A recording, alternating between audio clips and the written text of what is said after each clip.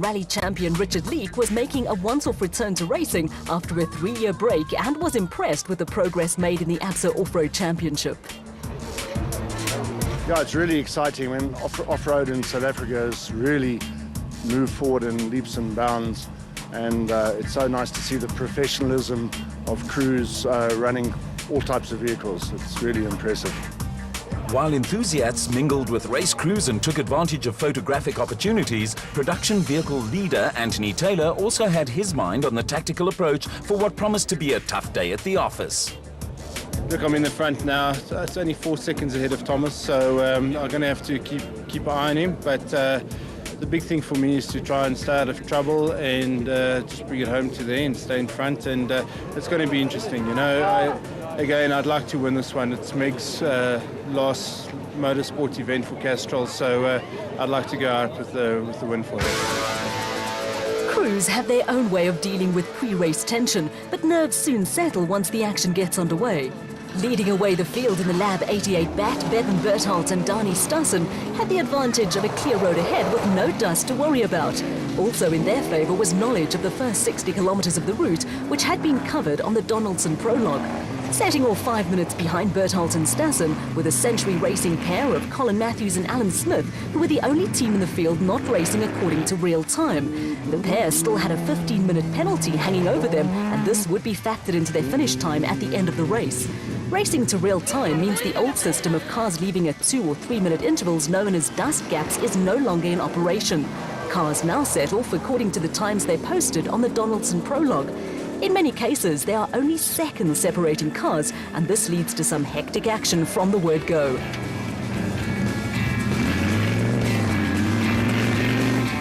Herman and Wichard Sulwald were followed out of the Windmill Casino complex by Mark Corbett and Rudy Balzar in the second Century Racing entry, with Cully and Quinton Sulwald next away in the Elegant Fuel Bat.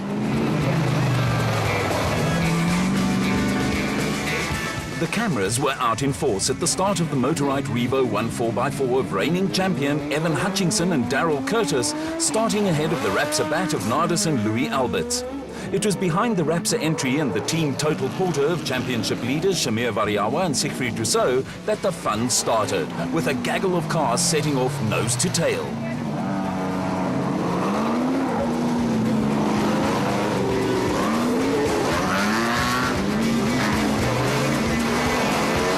Cars not yet out of the Windmill Casino complex, dust was already starting to be a problem, and it was going to get a whole lot worse once competitors were deeper into the route.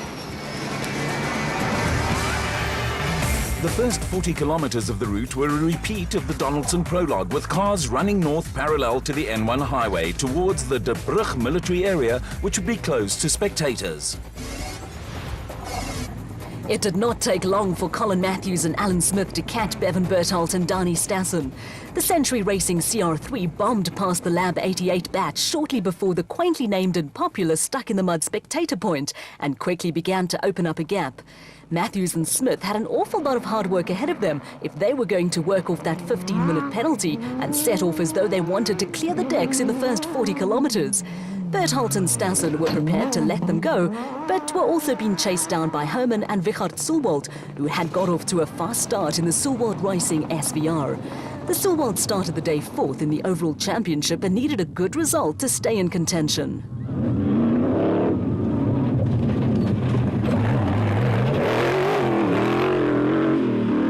Mark Corbett mentioned before the start that he and Rudy Balzar had their sights set on an overall win in the Century Racing CR2 that had been built to Dakar Rally specifications. Corbett's father, Ernest, won Class P in the car in last year's Sun City 400, with Corbett and Balzar hoping to emulate Johan van Staden and James Rousseau, who made history early in the season, when they became the first Class B crew to win a national event overall. Corbett and Balzar were being chased by Cully and Quinton Sulwald, whose immediate task was to stay ahead of championship leaders Shamir Variawa and Siegfried Rousseau in the total porter. Evan Hutchinson and Daryl Curtis were going well in the Motorite Revo 1 and had also picked up a few seconds on the Sulwalds in the Elegant Fuel Bat. Nardis and Louis Alberts were in the thick of action, as were Variawa and Rousseau, who needed to start picking up places. At this early stage, the total porter was 90 seconds behind the leaders, but had built up a good head of steam.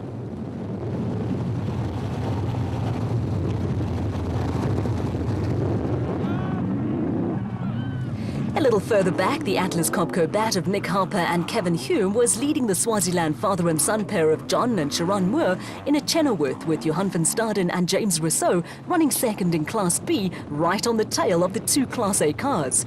Behind the space frame trio, production vehicle leaders Anthony Taylor and Robin Houghton were involved in a ding-dong battle with Naheem Musaji and Rehan Bodanya in the Max's tyre rack porter. Musaji and Bodanya had found a way past Thomas Rundle and Juan Moore, but in the dust were finding it difficult to find a way around the Team Castrol Toyota Hilux.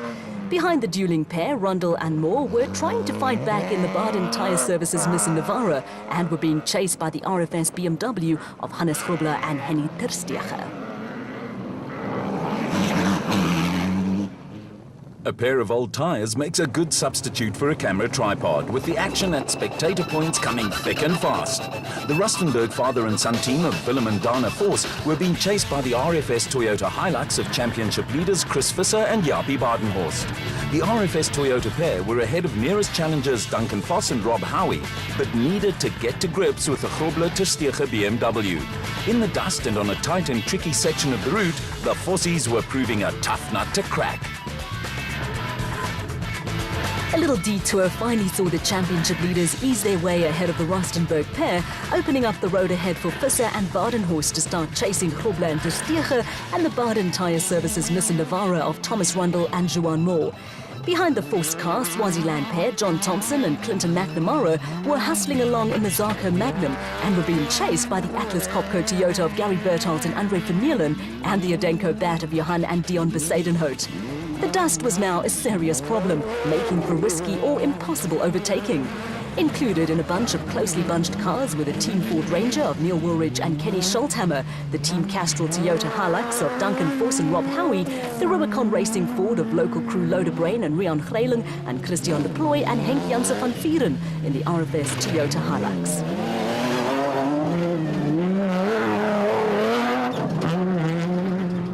Little jewels in the dust were developing throughout the field, with the White Star Racing bat of Botswana-based driver Keith du Toit and Lesotho resident Ashley Thorne being chased by a gaggle of cars. Included in this bunch were Marius and Yolinda Ferrie, the Regent Racing Jimco of Archie Rutherford and Mike Lawrenson, and local crews George Barkhuizen and David van Wyk, and Peter Ruthven and Rudy Brits in Toyotas running in the SP class. Tacked on the back of this group, and in a little clean air, were Jannie Visser and Joks Leroux in the Hekmar Toyota Hilux.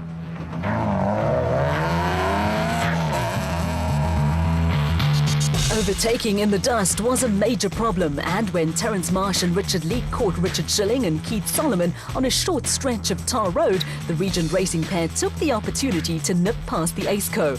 Then it was back into the dust, with visibility an immediate problem, with Marsh and Leake now stuck behind the Unifreight Ford of Kobus van Tonder and Freddie Creel. Kobus van Tonder and Freddie Creel are based in Harrismith and were another of the Free State crews out on home territory. They were now coming under attack from Marsh and Leake, with Schilling and Solomon tucked in behind the Nissan Navara and being chased by Bodo Berthold, at the age of 68 the oldest driver in the field, and Philip Hurselman in the Atlas Copco bat. It had not been a happy season for Kobus van Tonder and his son-in-law, with only one finish and 5 starts.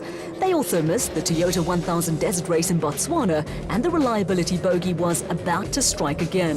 With the Unifreight Ford not sounding at all healthy, the pair eventually pulled off the route with steam pouring out from under the bonnet. For van Tonder and Creel, it was the end of the road.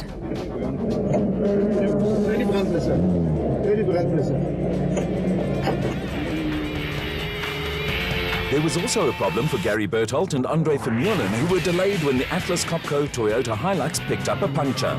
While they were changing wheels, Class D leaders Louis Weichelt and Johann Smallberger in the N1 4x4 Toyota Land Cruiser were being closely followed by Class B leaders Kutsia Labuskaghni and daughter Sandra in the Raysonic Zarko. Hot on their heels were Hein Moolman and J.D. Wolfhard, who had a handy Class E lead in the 4x4 Megaworld Toyota Hilux.